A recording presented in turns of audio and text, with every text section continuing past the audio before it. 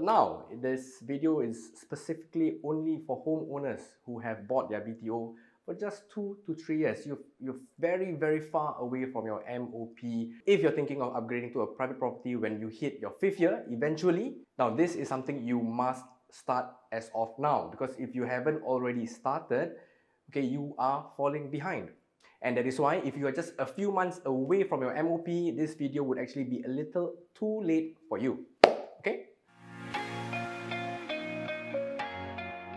If you recall, when you bought your current BTO flat, you use all through CPF, zero cash at all. When you place your deposit, when you pay your monthly, it's all CPF. But guess what? To buy a private property, whether condo, EC, you do need cash deposit, which is 5% of the purchase price. Today, we've met so many clients who are capable of upgrading to a private property, condo. Capable because their income is 5K, 7K, 8K, 9, 10, 11, 12 combined. But majority of them have zero cash savings. Everything is in CPF. And now they want to upgrade to a private property and they think that they don't need cash because HDB has allowed them to think that buying a property, you don't need cash at all. So now some of you will think, hey bro, I sell my house, I got cash, what? Now that's true, but that means you have to sell your property first before you can move on to your next flat, because all your monies are locked in the house. You must sell first, move out, cash come out, then you buy.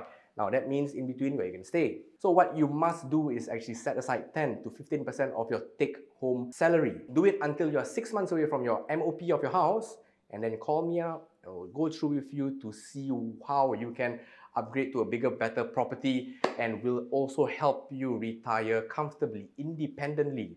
Or you can just watch this other video that I've made recently. It's called the Property Endgame. It's all about how you end your working life, how you retire through property comfortably.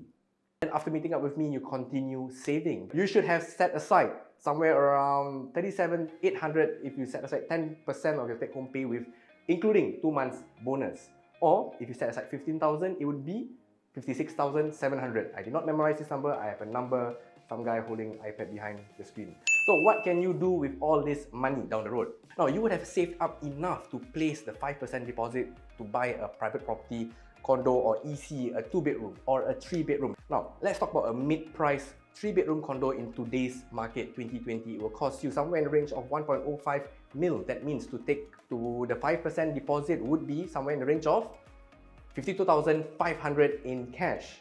Do you have that already? If no, you should start doing this, setting aside 10 to 15% of your take-home pay as of today. If you already have this 52,500 cash saved up, set aside, what you can do is you can chope the unit that you like. You can book the unit that you like before having even to sell your property. Now, of course, there's another component of the deposit to buy a private property, which is the balance 20%, because total you need 5% cash and then balance 20% deposit through cash or CPF. Alright? And that means 25% deposit. If your combined salary is 7, 8, 10K onward, I can assure you, from my experience, your 20% is fully covered through your CPF. Now, here comes the problem. Setting aside anywhere between 10 to 15% of your take-home salary, if you have not already started, is going to be painful, right? Because it's something new. Now, and it's a pain that I highly encourage you to go through, because eventually you will reap the rewards. You will see the benefits just not too far away, just 2-3 years from today. By doing so, it will unlock a whole new world of housing options for you. Now, take it as a form of delayed gratification. This term, delayed gratification, is a term that I did not come up with, but it's a term that I hold closely to my heart. And then some of you will say that, hey bro, you know, I have a baby coming up, I have to pay for my car, I have to help my wife shopping, I have to help my parents pay for their house.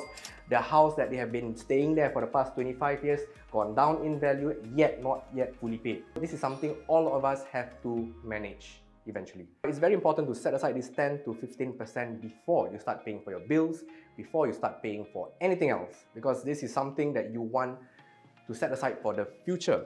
And you should only take it out when you are ready to buy your private property. It's interesting because only in Singapore do we have, on one side of the road, a massively depreciating housing asset class, yet across the street, you have another property with security guard, with swimming pool, all the bells and whistles, and the private property owners there just made 200,000, 300,000 over 5 years. And guess what? We're not even in a price bubble for these private property condo owners because the government has set in place cooling measures to make it so difficult to buy a private property.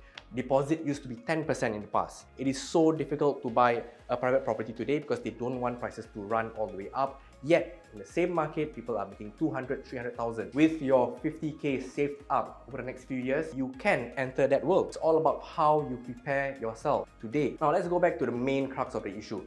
If you know that in the next 3 to 4, 5 years you want to upgrade to you might want to upgrade to a private property, this is something you really must do. Chances are when it's time for you to upgrade, you will only look back and say, if only I had saved up, if only I had not spent so much, if only I had, if only.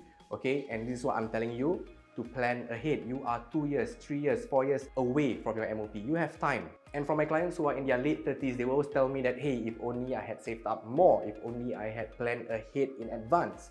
So today, if you're watching this and you're in your late 20s, you're in your early 30s, alright, this is something you should do. Alright, another thing you should be doing is actually press like and then share this video to your friends and your chat groups.